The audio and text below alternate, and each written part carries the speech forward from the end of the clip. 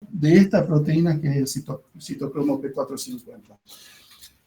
Es muy importante saber que también esa proteína metaboliza el alcohol, ¿sí? Entonces, por eso la combinación de grandes cantidades de alcohol y antibióticos o ciertos medicamentos no es una buena combinación, ¿sí? Porque podemos saturar ese metabolismo y generar la intoxicación de ciertos medicamentos. Con respecto a la otra función del hígado, hay una función que es el almacenamiento. El hígado se encarga de almacenar. Habíamos dicho que el hígado almacenaba glucógeno, ¿sí? Que es la forma de almacenar azúcar que tiene el organismo.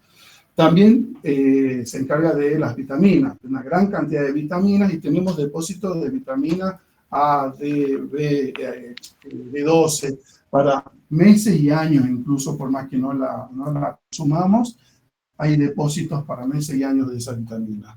El hierro, como les decía, se deposita el hierro en el organismo y en forma de ferritina. Cada uno de estas funciones del hígado, así como funcionan, también pueden tener su patología, ¿no? Hay patología, como le dije, de déficit de vitamina, problemas con el glucógeno, problemas con la desintoxicación, problemas en la fabricación de proteínas de defensa, hormonas, no le había dicho, el hígado se encarga de metabolizar muchas hormonas que nosotros tenemos en el organismo. La más común, por ejemplo, la levotiroxina, la T4, que se transforma en T4, el hígado se encarga de transformar la levotiroxina en T4, así que la hormona que funciona para las tiroides, ¿sí? La fabrica la tiroides y la metaboliza el hígado. Hay que pasar, es complicado. Ahí está. Ahí. Pasa a la otra. Ahí está. ¿Quieren preguntar algo? Protector hepático, ¿Qué? Él tiene una enfermedad oncológica. Sí. ¿Qué protector hepático? ¿Sabes el nombre? No recuerdo bien. Muchas veces dicen protectores hepáticos al protector gástrico. El pantoprazol, el omeprazol, la omeprazol, la ranitidina, el taural, son protectores gástricos, ¿no? No son protectores hepáticos. No existen en medicamentos, en drogas, que hayan protectores hepáticos demostrados. Los únicos demostrados por ahora es la silimarina, que viene del cardo mariano, que es el cácamo, ¿no? Pero tampoco está demostrado que sea un buen protector hepático. No se utiliza prácticamente, ¿sí? Todo lo que son protectores supuestamente hepáticos suelen ser digestivos, ¿sí? Desde el Sertal, la buscapina, un omeprazol, un protector gástrico, pero hepático no hay.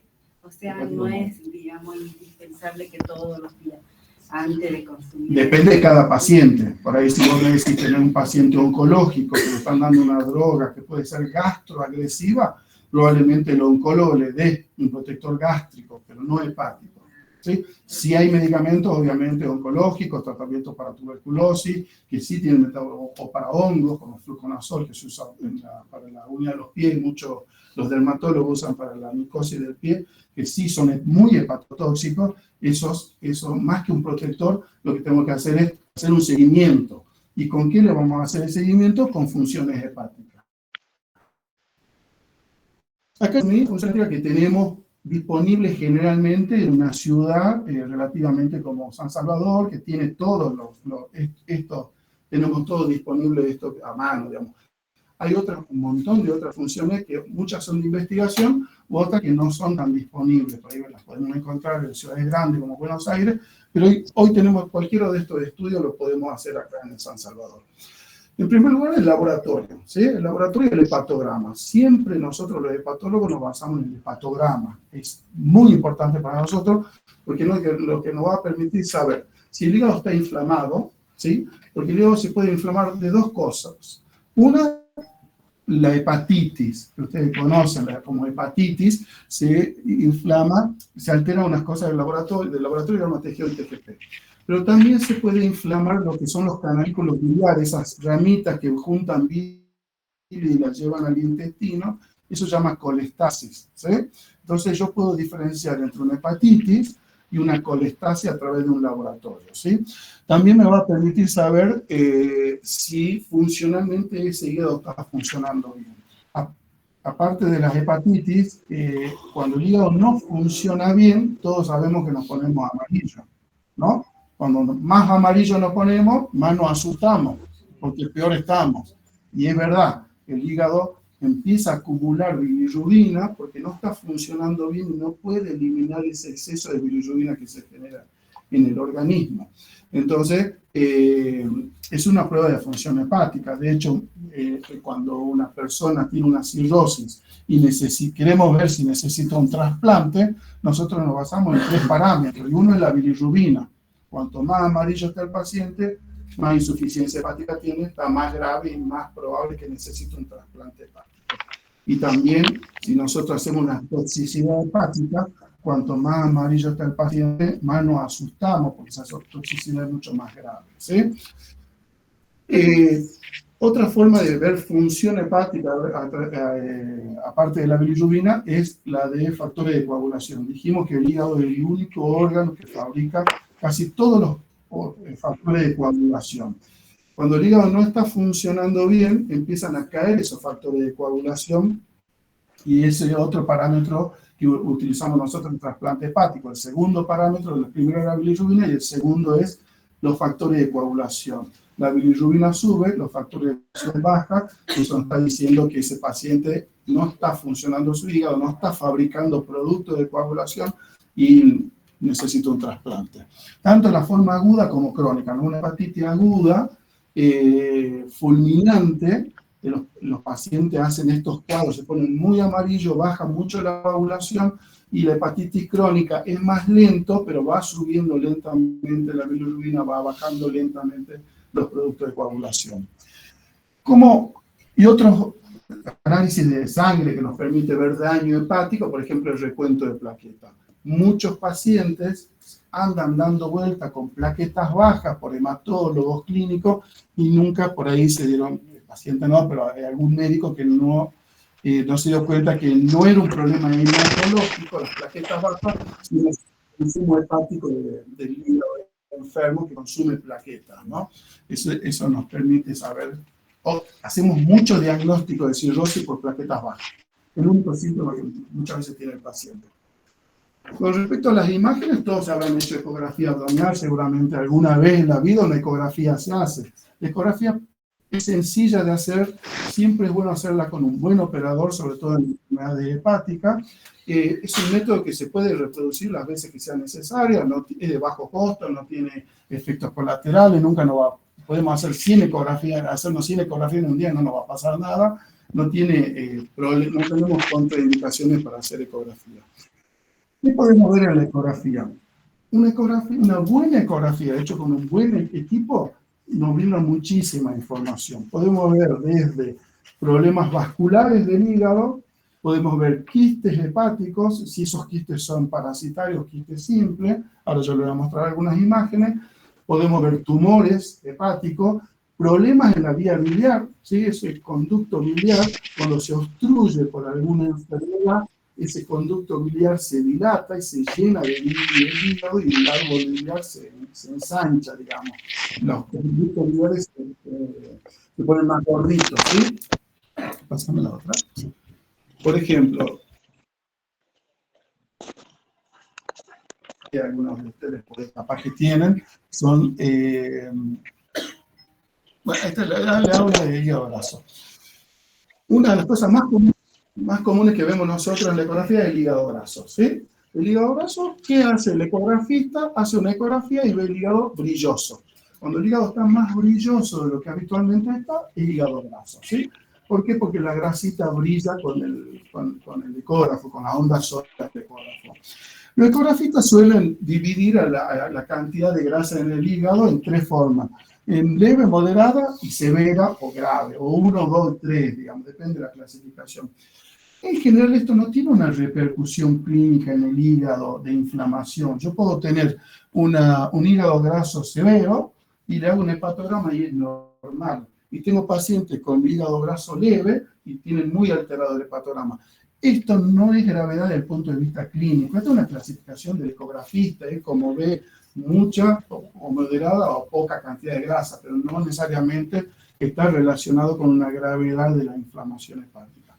Siempre que tenemos hígado graso, tenemos que ver factores de riesgo como ser diabetes, que no esté alterado el hepatograma, pero no es lo mismo tener hígado graso sin alteración del hepatograma que hígado graso con inflamación hepática que altera el hepatograma, y obviamente que hígado graso con alcohol, con hepatitis B, con hepatitis C, ya va, es como decía Fernando, vamos sumando daño hepático, esto es lo que le decía, de dos boxeadores que le pegan a uno, ¿sí? El hígado le están pegando la hepatitis C, el alcohol, el hígado graso, entonces el daño hepático, la progresión a una cirrosis es mucho más probable, ¿sí? Pasa a la otra. Esto es lo que le decía de los quistes. Quistes simples son bastante frecuentes, ¿eh? Los quistes simples son, todos los órganos glandulares pueden tener quistes.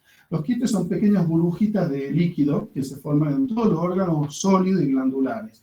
Puede haber en el páncreas, en el hígado, en el riñón, en el ovario, en todo donde hay glándulas puede haber quistes. No tiene significado patológico significativo, o sea, no hay nada que... Las personas que tienen un quiste simple las controlamos cada 6 meses con ecografía, más años, y después le damos el alta, no le hacemos un seguimiento. Pero esta es la característica de un quiste simple, una membrana bien finita, redondita, bien característica, no tiene nada adentro, es un quiste simple. Pero nosotros tenemos en Argentina y sobre todo en el norte un quiste especial que es el quiste hidatídico, que es un parásito que vive en los capinos, cabras, ovejas, chivos, en donde se forman unas bolsitas en el hígado, en el pulmón de las cabras, por ejemplo, y que cuando carnean la cabra, esas vísceras crudas se las dan de comer a los perros, ¿sí? Y el perro hace un ciclo incompleto, el perro defeca esos parásitos y contamina las napas de agua o las verduras que están en el piso plantadas, y ahí es cuando uno las puede ingerir al parásito. Generalmente en la infancia es bastante común que lo ingieran los chicos chiquitos que están con las cabritas, los perritos, las manos sucias. Entonces ese parásito se va a alojar en el hígado y va a generar un quiste que es muy distinto del quiste simple y que un ecografista enseguida te dice un quiste parasitario. Fíjense este quiste que tiene vesícula adentro, tiene una pared más gruesa y algunas veces el ecografista lo hace cambiar de posición y se ven como las cabecitas de los parásitos caen dentro del quiste, que es el signo del nevado. ¿Vieron las pelotitas esas de nieve que una las mueve y caen? El ecografista cuando hace es un estudio dinámico, la ecografía, entonces cuando lo mueve al paciente, lo hace cambiar de posición, seguramente a ustedes lo hicieron cambiar de posición, cuando hicieron ecografía, puede ver las cabecitas, los parásitos, cómo se mueven dentro del quiste. Eso es muy importante, una buena ecografía hecha por un buen operador da muchísima información y algunas veces no necesitamos más, no necesitamos un estudio de alta complejidad. ¿Quieren preguntarme algo? Acá en el chat tengo preguntas. Dale. ¿Qué determina la proteína C reactiva? La proteína C reactiva es una proteína que nos determina que hay un proceso inflamatorio, ¿no? Entonces es como el eritrosedimentación. Cuando hay un proceso inflamatorio, nos dice que hay un proceso inflamatorio, pero no nos especifica dónde está el proceso inflamatorio, pero determina muchas veces gravedad de ese proceso inflamatorio. La proteína C reactiva puede estar aumentada en enfermedades crónicas, reumatológicas, en enfermedades agudas, el COVID daba mucha proteína C reactiva, en hepatitis, pero no necesariamente determina dónde está el proceso inflamatorio. No es algo específico de función hepática, por ejemplo, no la utilizamos mucho en función hepática. En agudo sí, en crónico no tanto.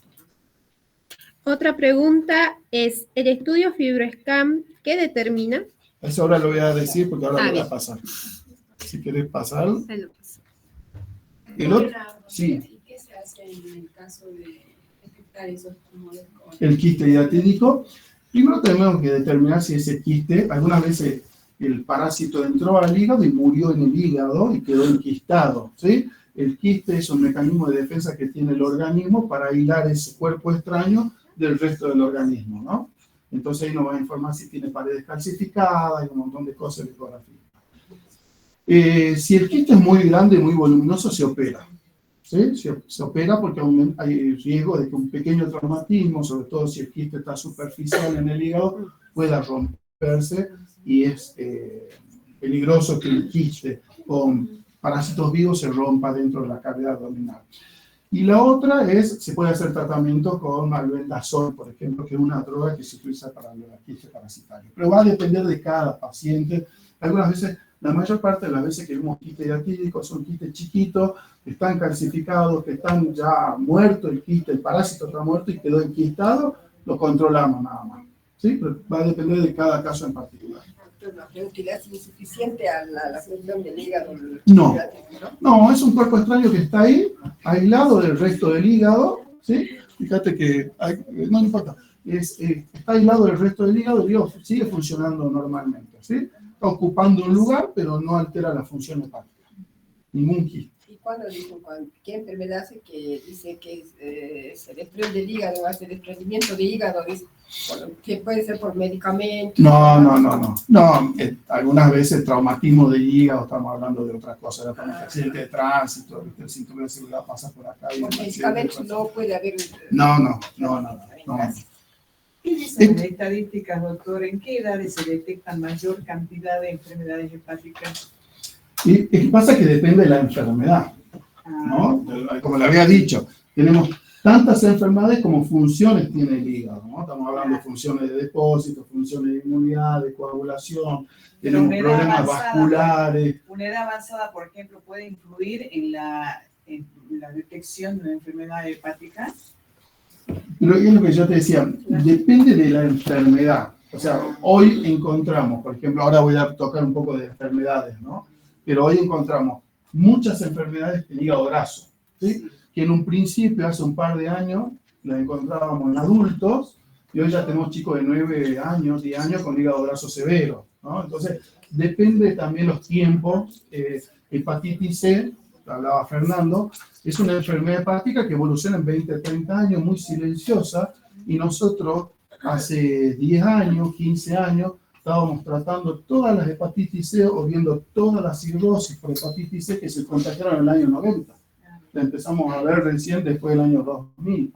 Y antes no teníamos un tratamiento adecuado y era una de las principales causas de cirrosis y cáncer de hígado. Sí. Y hoy casi todas están curadas o se están curando, por suerte, porque avanzó la tecnología, avanzó los tratamientos. Hoy tenemos tratamiento de 100% de efectividad en hepatitis C. Cuanto antes no se podía tratar, no había forma de tratar la hepatitis C. Lo mirábamos cómo evolucionaba la cirrosis, no se puede hacer nada. Hoy se tratan todas las hepatitis C. Hepatocarcinoma. El hepatocarcinoma es, para decirle nada más, otro estudio que tenemos a mano, que lo tenemos acá a paso, es una resonancia, una tomografía. El hígado es un órgano vascular, es un órgano dinámico. Dijimos que tiene mucha irrigación sanguínea, ¿sí? Entonces, todos los estudios por imágenes, como tomografía y resonancia, tienen que hacerse con contraste endovenoso. Si no ponemos contraste endovenoso, no nos sirve una tomografía o una resonancia de hígado, ¿sí? Porque fíjense cómo se comporta un tumor, ¿sí? Se ve la arteria que irriga el tumor y las características del tumor y cómo se comporta con el contraste, va cambiando ciertas características. Por eso es importante tener una buena tomografía y resonancia con contraste endovenoso, ¿sí? Pero esto para que sepan qué es lo que existe, digamos, y que cualquiera de nosotros nos podemos hacer. No estamos en una resonancia, no es que es un estudio que es una locura, que no lo podemos hacer, lo podemos hacer hoy a la tarde, digamos, si queremos.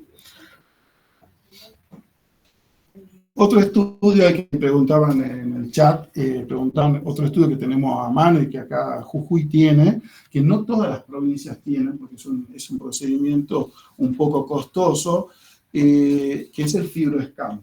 El nombre lo dice, escaneo de fibrosis, ¿sí? Cuando el daño hepático, dijimos que las enfermedades hepáticas avanzan en muchos años, lentamente en muchos años, yo no voy a saber cuánto daño hepático tengo si no tengo este estudio, y esto vino a reemplazar lo que era la biopsia hepática. Antes, nosotros ver cuánto daño tenía un hígado, no invasivo, y teníamos una biopsia hepática, sacar un pedacito de hígado, con todo lo que significaba un procedimiento de pinchar el hígado, el dolor, sangrado, pinchar el pulmón, pinchar el riñón. Entonces, esa era de última instancia. Si hicimos la biopsia cuando ya no teníamos, se nos acababan los libros, decíamos nosotros, y decíamos, ahí vamos a la biopsia. Se siguen haciendo biopsias, muchas biopsias se siguen haciendo, pero ya no las hacemos con tanta frecuencia, y muchas biopsias se hacen en protocolo de investigación o centro de trasplante para ver cómo está el hígado injertado. Ya pocas biopsias hacemos en la práctica clínica. Y esto, el FibroScan vino a reemplazar eso. Yo con un estudio que demora 3-5 saber cuánto daño hepático tengo. ¿Sí? Si es hepatitis B, si es hepatitis C, colangitis biliar primaria, hepatitis autoinmune, alcohol, lo que sea, cuánto ha llegado a dañar el hígado, ¿sí? Y es un estudio como la ecografía, se puede hacer acá, acá nosotros lo hacemos acá en el consultorio, se puede hacer un montón de veces, no va a tener un efecto perjudicial para el hígado, y se puede hacer tanto en adultos, ¿sí? Tenemos pacientes adultos que se hacen todos los días, bueno, cada vez que vengo yo hacemos, y también en niños, tenemos pacientes niños que tienen enfermedades congénitas de las vías biliares o algún daño hepático y se puede hacer, digamos, el mismo equipo se utiliza para todo y no trae ningún problema, ¿sí? Bueno, sí, la pregunta esa de FibroScan Sí, la habrá... Ya está. No, esa Ya no. para ir terminando, No. las enfermedades del hígado, más o menos a grosso modo, se pueden clasificar en transmisible y no transmisible. Las transmisibles son las que se pueden transmitir de persona a persona, principalmente, como la que dijo Fernando, hepatitis A, ¿sí? A través de la contaminación de los alimentos o el agua contaminado con materia fecal de una persona que tuvo hepatitis A. Hepatitis B, que se contagia a través de transmisión sexual, drogadicción endovenosa, contacto con fluidos, sangre, hemodiálisis, trasplante de órganos, tatuajes, tal quirúrgico, odontológico y seguro. Hepatitis C es poco probable que se contagie a través de transmisión sexual, o sea, se contagia más a través de transfusiones de sangre, diálisis, trasplante, materiales quirúrgicos, tatuajes, pero de transmisión sexual hepatitis C prácticamente es muy raro. Sí tenemos algunas parejas que tienen los dos hepatitis C, pero no es lo más frecuente, eso es lo más común en la hepatitis B. En enfermedades no transmisibles, brazo no alcohólico, ¿sí? Que hoy es la causa más común de consulta, tanto del hepatólogo, del gastroenterólogo como del clínico. Tenemos mucha hepatitis, hay una epidemia de hígado graso, y es por el tipo de alimentación que tenemos, una alimentación muy calórica, el exceso de calorías, dijimos que se va a transformar en glucógeno, pero también se va a transformar en grasa, y esa grasa se va a depositar en todo el organismo y se va a depositar en el hígado. El hígado graso se cura, pero como dijo Fernando, hay que hacer los deberes, ¿no? Dieta, actividad física, comer sano, cuidarse bastante. Muchas veces nosotros podemos bajar de peso, mejoramos todo el perfil metabólico de la insulina, el azúcar, todo, y hacemos ecografía y sigue habiendo hígado graso. El hígado graso, si hacemos bien las cosas, el hígado graso en la ecografía va a desaparecer, es más lento. O sea, no nos guiamos por la ecografía. Si yo te pido un laboratorio para ver el síndrome metabólico, síndrome de resistencia a la insulina, y vos estás haciendo bien las cosas, lo más probable es que te cures más rápido del síndrome metabólico y de la ecografía demore mucho más. Entonces no hacemos control con la ecografía de hígado graso, si lo estamos tratando bien. Bueno, habíamos hablado de la sobrecarga de placa de hierro, la hemocromatótica, el cobre, la enfermedad de Wilson, son enfermedades raras. Yo como hepatólogo las veo, pero no son enfermedades frecuentes. Lo que sí tenemos mucho en el norte es, en Argentina y en el norte un poquito más, que son la hepatitis autoinmune y la colangitis biliar primaria. Son enfermedades autoinmunes, donde la hepatitis autoinmune, el proceso inflamatorio y autoinmune afecta al hepatocito, la célula hepática, mientras que la colangitis biliar primaria afecta el árbol biliar, ¿sí? El ataque es hacia los conductos biliares que llevan la bilis del hígado al intestino, ¿sí? Entonces son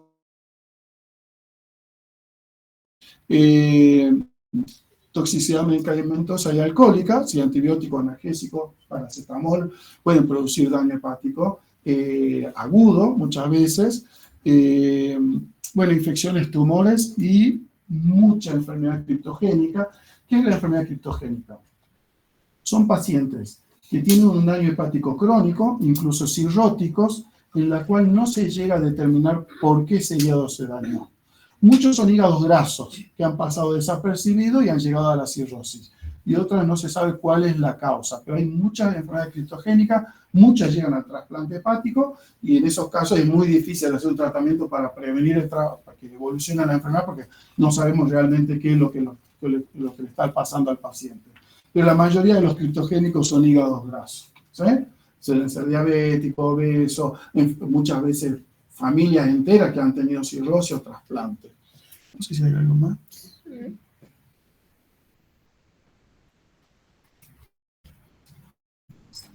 No, ahí está. Si querés pasar al final ya, a la última. Porque ahí está. Y bueno, más o menos eso fue para tratar de explicarlo cómo funciona el hígado, cuál es la anatomía del hígado y las patologías más comunes y los estudios que tenemos a mano, que es lo que podemos hacer. No sé si quieren preguntar algo de lo que dudas. Digamos, ¿por qué razón esas dos enfermedades se dan más en el norte? Son por rasgos genéticos. Las dos enfermedades, además, incluso se dan más en la mujer, ¿no? Es decir, no hay. Yo, por ejemplo, en Salta hace 17 años que estoy. Hepatitis autoinmune, 2 hombres con hepatitis autoinmune y con la hepatitis viral primaria creo que tengo uno solo o 2 en 17 años, ¿no? Y mujeres tengo toda la semana. Una paciente nueva con hepatitis viral primaria o hepatitis autoinmune. Son fenómenos genéticos relacionados con la raza. Hay lugares en el mundo donde hay más hepatitis autoinmune, más con hepatitis viral primaria u otras enfermedades inmunológicas. Doctor, en relación al tema del uso de los contrastes cuando se hacen las tomografías y resonancia, ¿eso qué daño le genera al hígado? Bueno, esa es buena pregunta y me olvidé de explicarla acá. Cuando dijimos que la ecografía o el fibroscan no produce ningún daño y no nos trae ninguna repercusión, por más que hagamos 10, 20 en un día o en un año, el uso de el uso de tomografía emite radiaciones. No lo va a producir ni el contraste al hígado, no lo va a producir nada, ni la radiación al hígado, pero es una radiación que nos puede someternos a radiación, nunca es bueno, ¿no? Cáncer de piel, cáncer de hueso y otras cosas. Y el contraste sí puede producir daño renal. Por eso siempre, y aparte de fenómenos alérgicos, hay gente que es alérgica al contraste de yodo y genera fenómenos graves algunas veces. Pero siempre le tenemos miedo al daño renal. El contraste endovenoso al hígado, poco probable que no haga nada, digamos, pero sí al riñón. Puede producir insuficiencia renal. Entonces, todos esos estudios que son con tomografía, con contraste, tratamos de usarlo muy esporádicamente y puntualmente. Si tenemos un buen ecografista que nos pueda dar mucha mejor información, dejamos para la tomografía o la resonancia para confirmar eso, especialmente en algunos casos de seguimiento, pero tratamos de no usar tantas. Doctor, y cuando Sí. cuando las personas son operadas de la vesícula, ¿le da más carga de acción al páncreas o no? No. Directamente el páncreas tiene otra función, que interviene en la digestión, fabrica enzimas digestivas, que son las proteínas que digieren, nos ayudan a digerir ciertos alimentos, pero no, son funciones distintas. ¿Qué es lo que pasa? Algunas veces puede pasar que la gente se confunde porque el conducto donde desemboca la vesícula también desemboca el páncreas. Entonces una pequeña piedra que migra de las piedritas de la vesícula, que migran por el conducto biliar, algunas veces pueden impactar en el conducto donde desemboca el páncreas y generar una pancreatitis, ¿sí? Pero es un efecto colateral del... ¿Una colangitis también podría darle o no? Sí, bueno, la colangitis es una inflamación infecciosa de la vía, de los conductos biliares. Pero no está relacionado con la enfermedad hepática, ¿no? Ya es otra, ya estamos hablando de otra enfermedad.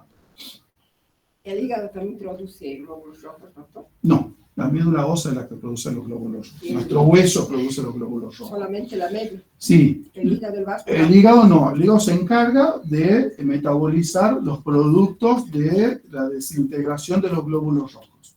¿Sí? Y lo que te decía, se rompe el glóbulo rojo, se libera bilirrubina, que no sirve para nada, el hígado la filtra, la elimina, el hierro lo deposita en forma de ferritina y la hemoglobina en forma de proteínas para fabricar otras, como materia prima de otras proteínas. Recicla, digamos, es reciclado. Pablo, para cerrar un Sí. poco también, el hecho que hablaste y fundamentaste, igual que el doctor Bru, las funciones del hígado.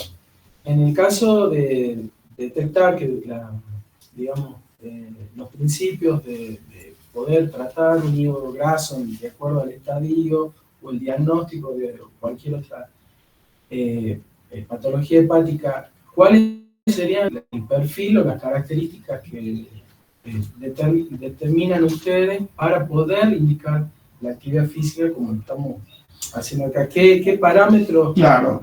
tienen ustedes para decir, bueno, este paciente está compensado, tiene que hacer o está descompensado?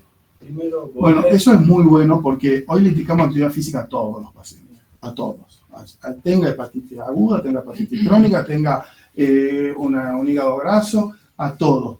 En primer lugar, por ejemplo, la patología más común que es la que hablábamos, que es el hígado graso, la actividad física es importantísima, ¿sí? Porque nos va a permitir metabolizar ese exceso de grasa, ese exceso de insulina que está vuelta en el organismo. Y mucha actividad física muscular, ¿sí? Hoy ya no se habla tanto, hace un par de años se hablaba mucho de la actividad física aeróbica, ¿no? Salir a caminar, trotar, bicicleta. Hoy ya prácticamente no, hoy es masa muscular. Necesitamos la masa muscular para metabolizar toda la grasa, el síndrome de resistencia, para combatir el síndrome de resistencia a la insulina o el síndrome metabólico. Pero en las enfermedades crónicas, estas enfermedades como hepatitis B, hepatitis C, hepatitis autoinmune, que pueden evolucionar a cirrosis, son enfermedades que producen mucha pérdida de masa muscular, que es lo que nosotros llamamos la sarcopenia, pero es que es no más que la pérdida de masa muscular. Ya de por sí, después de los 45 años, perdemos masa muscular en forma acelerada. Si un paciente está enfermo con una enfermedad que produce, si ustedes no comen adecuadamente, por eso va de la mano la actividad física y la nutrición, ¿no? Pues si yo le doy un cirrótico, compota de manzana y verdura hervida, lo más probable es que tenga un paciente cirrótico descompensado y desnutrido, ¿no? Entonces, ¿qué es lo que yo necesito? Ese paciente cirrótico, en este caso estamos hablando del paciente que se descompensa, alimentarlo bien con proteína, porque si esa proteína no la consume, la va a sacar de la masa muscular. Y ahí tenemos los pacientes cirróticos desnutridos, ¿sí? Entonces, es muy importante que, aparte de que haya una buena alimentación, que esas proteínas vayan a la masa muscular. Necesitamos pacientes bien nutridos, sobre todo los pacientes, si tienen más de 45 años, tienen un daño hepático crónico, mucha actividad física y muscular, no tanto aeróbica, muscular, musculación. Doctor, y en relación a eso de la nutrición, ¿hay alimentos que benefician específicamente al hígado? Mira, lo único que le pedimos a los pacientes que tienen un daño hepático es no tomar alcohol. La alimentación, ¿vos sos nutricionista? Después lo mandamos al nutricionista para que va a balancear de acuerdo a cada paciente, ¿no? Porque hay pacientes, por ejemplo, que si tienen encefalopatía no le podemos dar mucha proteína porque le puede desencadenar una encefalopatía. Si tienen mucha pérdida de masa muscular, sí le damos proteína de alto valor biológico, le llamamos. Ciertos alimentos con ciertas vitaminas, ciertos minerales, sí, importante, pero alcohol cero. Hoy el alcohol es cero.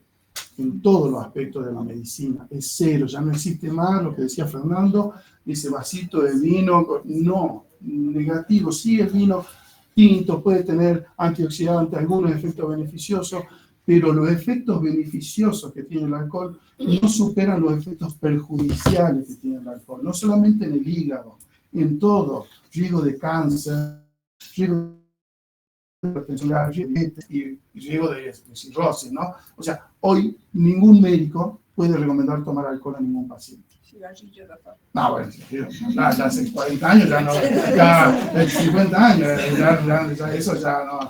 Pero el cigarrillo no tiene metabolismo hepático, es pulmonar.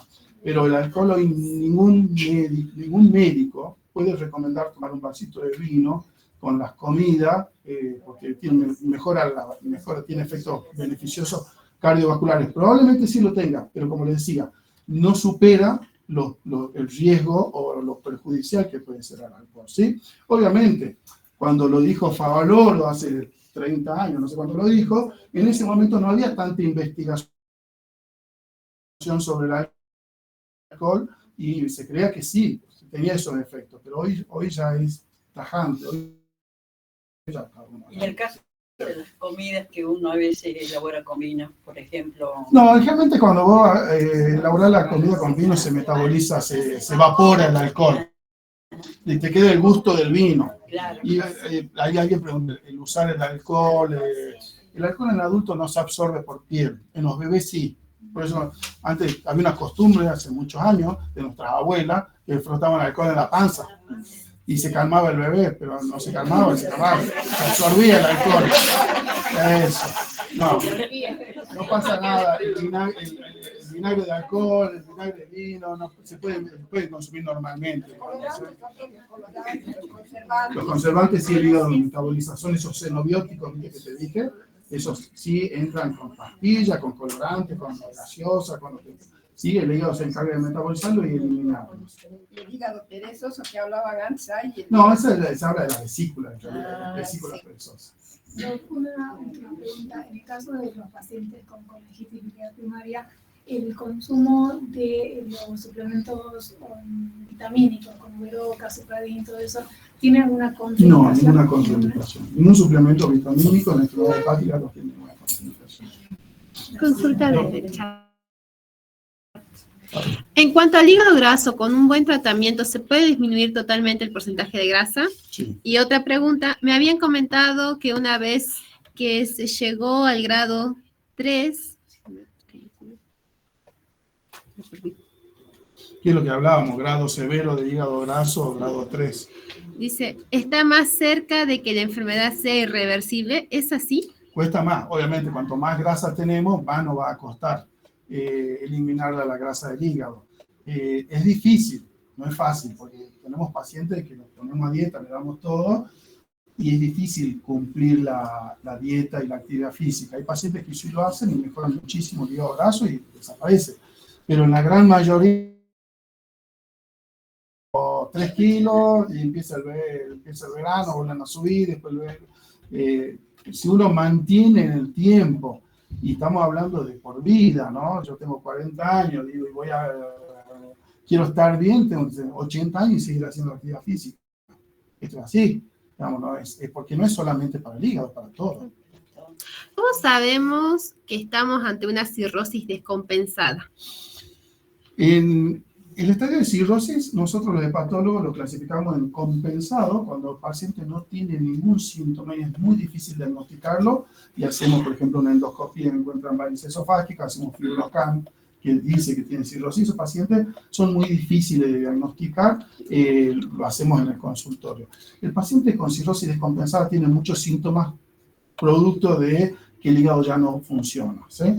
Entonces puede tener una hemorragia digestiva por rotura de una varice esofágica, puede tener líquido en la panza, lo que se llama ascitis, se llena de líquido la panza porque el hígado se hace muy duro, chiquito, y todo ese sistema vascular que antes entraba al hígado no puede entrar y se produce un fenómeno de trabasa, como que transpira de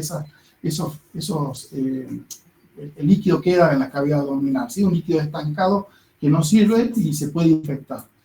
Edema en las piernas y un cuadro neurológico que le había mencionado hace rato que se llama encefalopatía hepática. La encefalopatía es un trastorno neurológico. El hígado es el único órgano que metaboliza el amoníaco, ¿sí?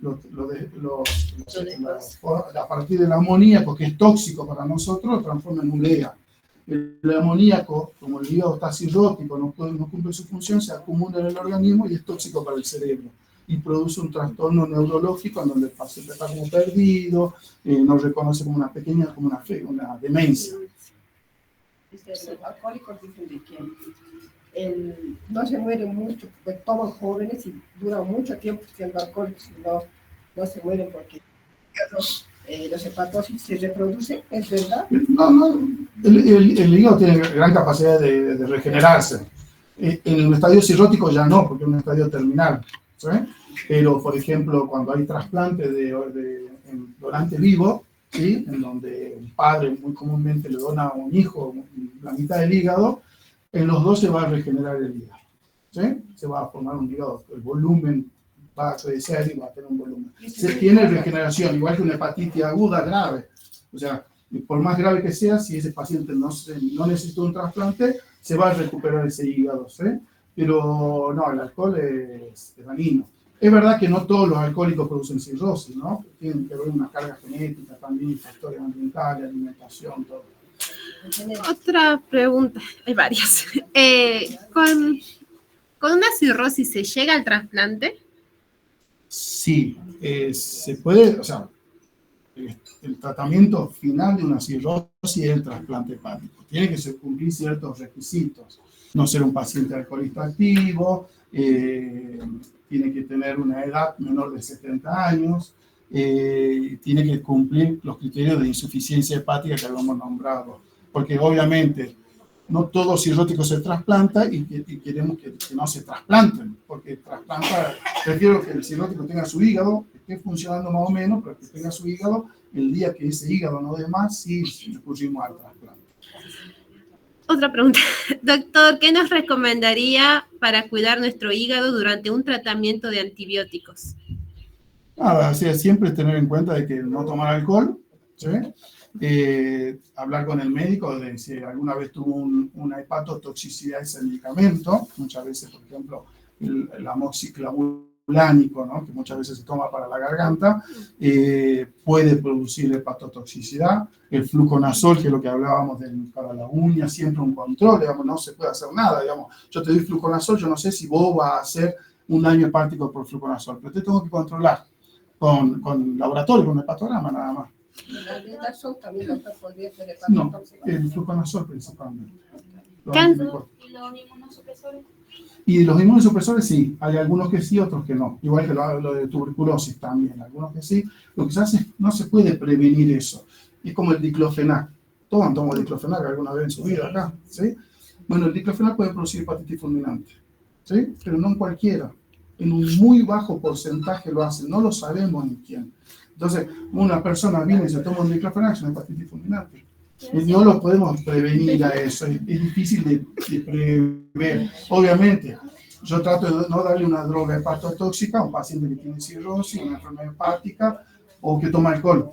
No, yo no le daría fluconazol a un paciente alcohólico, porque lo más probable es que se haga el daño hepático. Por ejemplo, azatioprinas más de Usamos, un año y medio. No usamos muchas azatioprinas, en hepatitis autoinmune usamos muchísimas azatioprinas. No.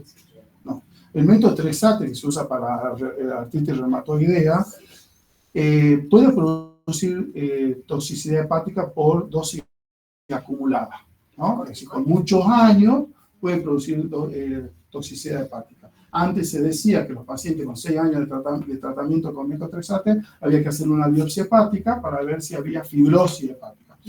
Hoy ya no hacemos biopsia hepática, le decimos hacerte un fibroscan. Exactamente. A ver si puede seguir tomando. Pacientes vienen tomando metotrexate hace 30 años y todo le hace un fibroscan. Perfecto. Eso va a depender de cada genética de cada paciente. ¿Cáncer de hígado y cirrosis es lo mismo? No es lo mismo. En la mayoría de los casos necesito cirrosis para hacer cáncer de hígado, ¿sí? Prácticamente no hay cáncer de hígado si no hay cirrosis, salvo algunas enfermedades raras. Toda la cirrosis nosotros los controlamos cada 6 meses con estudios por imágenes porque la cirrosis es un factor predisponente para cáncer de hígado, ¿sí? Hay una sola cáncer de hígado que es el carcinoma fibrolamelar, que es un hepatocarcinoma, pero que se da en chicos, es muy raro y no necesita cirrosis. Un hígado sano se da el carcinoma fibrolamelar. pero son cánceres de buen pronóstico que se operan, se hace tratamiento y andan bien. Pero no es lo mismo cirrosis y cáncer de hígado, pero sí necesito tener cirrosis en la mayoría de los casos para hacer cáncer de hígado. Hay un montón de preguntas. ¿Los anticonceptivos, doctor? Bueno, anticonceptivos sí en una época, hoy las dosis de anticonceptivos son mucho más de microdosis. Ya no tenemos tantos problemas con los anticonceptivos, pero sí antes producían hepatotoxicidad y también favorecían el desarrollo de algunos tumores. Hoy ya no lo vemos prácticamente. Han cambiado los anticonceptivos, son más seguros, entonces no lo vemos. Sí, Acá decían que el hígado el hígado no metabolizaba y se embarazaba. No, eso no, pero sí, no, el anticonceptivo tiene 100% de seguridad. Se embaraza que se equivoca. No está bueno, no haga Ese un médico así le decía a las pacientes. Eso, bueno, eso sí. El hígado y te hace embarazada. Si tengo deficiencia de alfa-1-antitrisina y cuál es el tratamiento, ¿tiene cura definitiva? No, el laboratorio que se pide, el estudio del dosaje de la alfa-1-antitrisina y el estudio genético. Son estudios de sangre, ¿sí? Lo que me va a permitir el FibroScan es ver si ese déficit de alfa-1-antitrisina, que es una enfermedad crónica, ha producido daño hepático. Pero es como cualquier enfermedad crónica, hepatitis B, hepatitis C, alcohol, hígado graso. El FibroScan solamente me permite saber si hay daño hepático, fibrosis hepática. El déficit de alfa-1-antitrisina es un problema genético raro, no es frecuente, en donde el hígado deja de fabricar una proteína y empieza a acumularse, empieza a producir daño hepático y enfermedad pulmonar. Preguntas. Vamos a unirlas porque es bastante. Hablan acerca del consumo de caldo de huesos, si es contraproducente a nivel hepático, teniendo en cuenta el alto contenido de grasa, como así también el consumo de suplementos de colágeno. Sí. Del caldo de hueso se saca el colágeno, que se usa mucho. No, si no consumimos la grasa del caldo de hueso, no. Obviamente que si consumimos la grasa del caldo de hueso, sí, estamos haciendo una sobrecarga de grasa en el organismo, va a generar no solamente hígado graso, va a tener un montón de problemas. Bueno, esto ya también se había respondido, pero la hepatitis autoinmune sí o sí evoluciona a cirrosis. ¿En cuánto tiempo se hereda? Preguntan. Y bueno, eso. Si hay algún estudio para determinar eso con respecto a los hijos, por ejemplo, la hepatitis autoinmune. Eso es lo mismo que le hicieron a Fernando. Sí. No. La hepatitis autoinmune es un trastorno genético, como decía Fernando. Todas las enfermedades autoinmunes son genéticas. Nosotros lo que podemos tener la predisposición genética, no necesariamente nos vamos a enfermar de eso, ¿sí? Obviamente que hay un componente hereditario, familias que tienen colestasis, por ejemplo, la colangitis biliar primaria, bastante, suele haber grupos familiares que tienen colangitis biliar primaria. No hay forma de determinar quién se va a enfermar y quién no, de colangitis biliar primaria o de hepatitis autoinmune. Lo que hacemos es un hepatograma nada más. Si ese hepatograma da alterado, que es lo que todos nos deberíamos hacer, un análisis de sangre una vez al año, pero de rutina, azúcar, función renal, hepatograma, y si ese hepatograma da alterado, ver qué es lo que puede ser, ¿no? Porque no necesariamente porque esté alterado de una hepatitis autoinmune. No puede haber contagiado de una hepatitis B, una hepatitis C, o teníamos tomando mucho alcohol. Pero hay que hacer un laboratorio una vez al año completo. En la hepatitis autoinmune moderado controlado, ¿el hepatocito se regenera? Todas estas enfermedades crónicas, si yo logro iniciar el tratamiento antes de la cirrosis, lo más probable es que ese hígado se mantenga estable y se desinflame. Entonces, siempre tratamos de que todas las enfermedades hepáticas crónicas, hacer el diagnóstico antes que el paciente esté cirrótico. Sí, pero es muy difícil, porque ¿qué dijimos? Que el hígado no tiene síntomas. Entonces yo no puedo saber si vos tenés una hepatitis autoinmune, una colangitis biliar primaria, una hepatitis B, una hepatitis C, no lo sabemos. Por ahí, la colangitis biliar primaria es una enfermedad que produce mucho prurito, mucha picazón.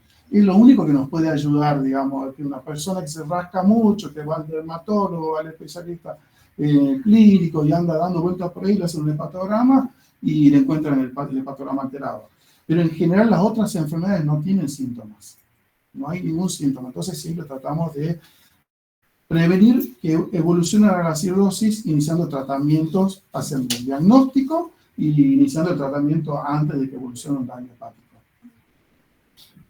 Y los corticoides, doctor, el uso prolongado, por ejemplo, en pacientes que tienen asma crónico, ¿le genera algún daño? No, el corticoide no, pero el corticoide te favorece otros problemas que te pueden desarrollar hígado graso para larga también, ¿no? Una dosis acumulativa de corticoides vía oral, no tanto el inhalatorio, no se absorbe tanto.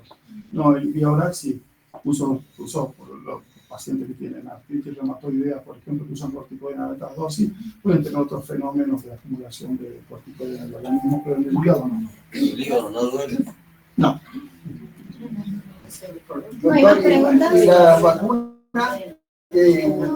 por ejemplo, para hacerse los estudios para ver si tuvimos la vacuna A y B. Solamente existen vacunas para hepatitis A y B. Hepatitis C no existe.